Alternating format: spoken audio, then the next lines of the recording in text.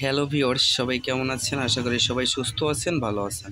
আমার সামনে দেখছেন একটা ইজি ভ্যানের কন্ট্রোলার সার্কিট। তো ইজি ভ্যানের কন্ট্রোলার কি সমস্যা হয় এবং কি ধরনের সমস্যা আপনারা দেখতে পান, তো এই বিষয়ে আমি আলোচনা করব এবং সমস্যার সমাধান কিভাবে করা যায় আপনারা ভিডিওটাতে বুঝতে পারবেন এবং জানতে পারবেন। তো দেখেন এখানে কিন্তু কয়েকটা মসফেট আছে। আসলে আমার আলোর সংকট, যার কারণে আমি দেখাতে পারছি না। তো এই যে মসফেটগুলো দেখছেন, এই মসফেটগুলো কিন্তু খুব একটা সেন্সিটিভ একটা জিনিস। এই মসফেট যদি একটা মসফেট শর্ট হয়ে যায়, তো আমার এই ডিভাইসটা কিন্তু রান হবে না। তো প্রথমত আমাকে জানতে হবে যে আমার কোথায় কত ভোল্টেজ থাকে, এইগুলো অবশ্যই জানা দরকার। তো দেখেন, এখানে কিছু ভোল্টেজ আছে, সেই ভোল্টেজগুলো আপনাকে মেজারমেন্ট করতে হবে।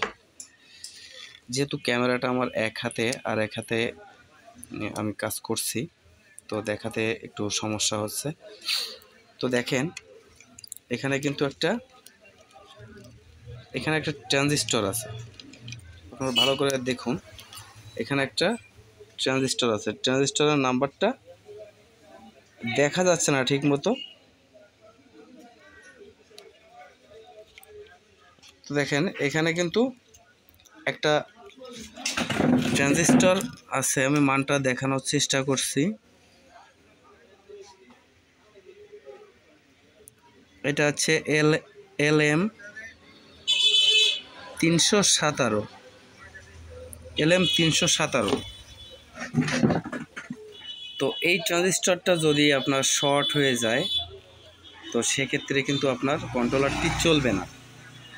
আর আপনার আসলে আমি যদি ওইভাবে বুঝাই ভোল্টেজ কোথায় কত ভোল্টেজ, আসলে যারা ইজি ভ্যানের কন্ট্রোলারের কাজ করে, টুকিটাকি যারা ইজি ভ্যানের কাজ করে, তারা কিন্তু বুঝতে পারবে না। তো আমি সহজভাবেই বোঝাচ্ছি, আপনার কোনো ভোল্টেজ মাপার দরকার নেই, আমি সহজভাবে আপনাদের বোঝাচ্ছি। কারণ অধিকাংশ লোকেই কিন্তু ভোল্টেজ মাপতে জানে না, বোঝে না।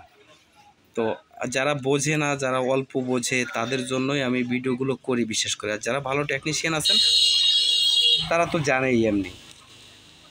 তো দেখেন, তবে একটা জিনিস আপনাকে মাপতে হবে, একটা জিনিস আপনাকে না মাপলে কিন্তু হবে না। তো দেখেন, এখানে ট্রানজিস্টরের কয়েকটা কম্পোনেন্ট আছে, এখানে কয়েকটা ঠ্যাং আছে, দেখছেন?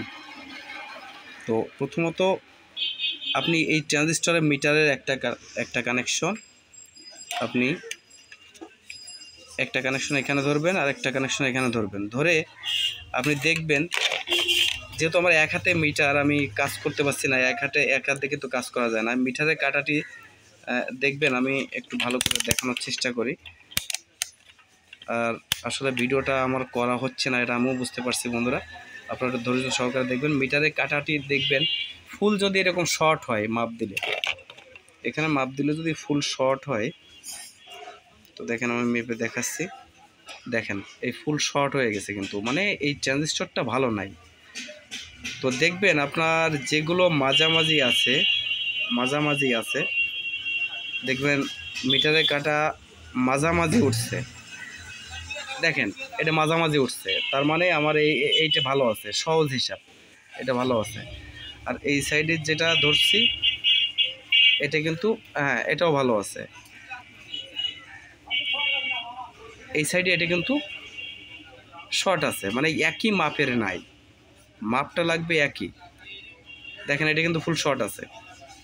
তো যে কটা শর্ট আছে সেইগুলো আপনি খুলে ফেলবেন, আর যেগুলো আসলে মাপ দিয়ে দেখবেন যে এইগুলো ভালো আছে, মাপ সঠিক উঠতেছে, ওইগুলো রাখবেন, আর বাদ বাকিগুলো আপনি খুলে ফেলে দেবেন।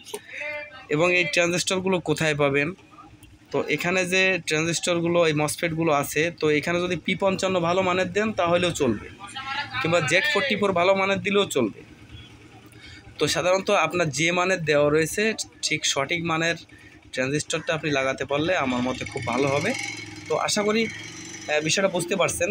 মানে অধিকাংশ সমস্যাগুলো মসফেট থেকে হয়। এই মসফেটগুলো যদি শর্ট হয়ে যায়, ড্যামেজ হয়ে যায়, তো কন্ট্রোলারটি রান হয় না, সহজ হিসাব। এগুলো যদি অধিকাংশ সমস্যাই এর থেকে হয়। তো যারা একেবারেই বোঝেন না, মিটারে মাপতে জানেন না, হ্যাঁ, তাদের জন্যই কিন্তু আমি ভিডিওটা তৈরি করলাম। আর যারা ভালো টেকনিশিয়ান আছেন, তারা তো এমনিতেই ভালো পারেন, তাদের জন্য আশা করি এটি কোনো কাজে আসবে কি না জানি না। তো বন্ধুরা, ভালো থাকেন, সুস্থ থাকেন। যদি আমার ভিডিওটা ভালো লাগে তোমার চ্যানেলটা সাবস্ক্রাইব করবেন। সবাইকে ধন্যবাদ।